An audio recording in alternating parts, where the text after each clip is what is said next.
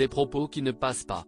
Invitée à l'antenne de LCI ce dimanche 14 janvier, Aurore Bergé, ministre déléguée à l'égalité entre les femmes et les hommes et à la lutte contre les discriminations, n'a pas mâché ses mots concernant l'affaire Gérard Depardieu.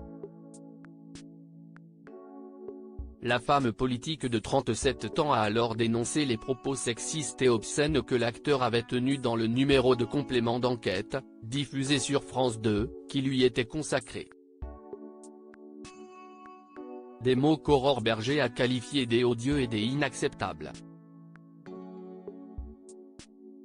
Il n'y a rien à défendre dans les propos qui ont été les siens et personne ne les a défendus, personne évidemment dans le gouvernement, ni le président de la République, a souligné la ministre.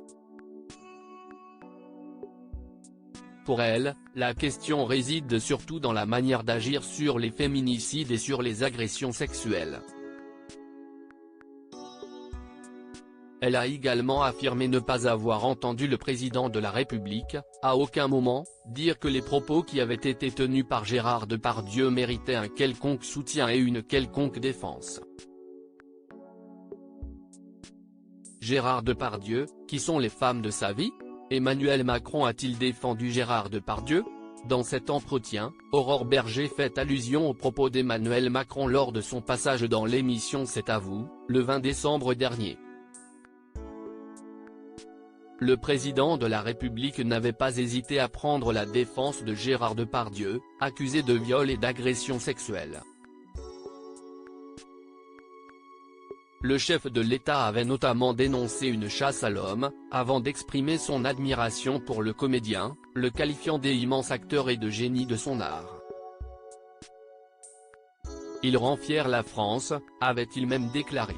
Alors que la ministre de la Culture de l'époque, Rima Abdul Malak, avait enclenché une procédure disciplinaire en vue du retrait de la Légion d'honneur décernée à Gérard Depardieu en 1996, Emmanuel Macron ne l'entendait pas de cette manière. Ce n'est pas sur la base d'un reportage qu'on enlève la Légion d'honneur à un artiste parce qu'à ce tarif-là on aurait enlevé la Légion d'honneur à beaucoup d'artistes, avait-il déclaré.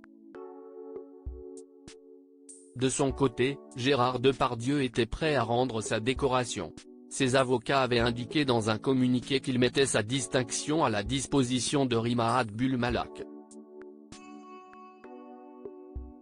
Crédit photo, Bruno Bébert.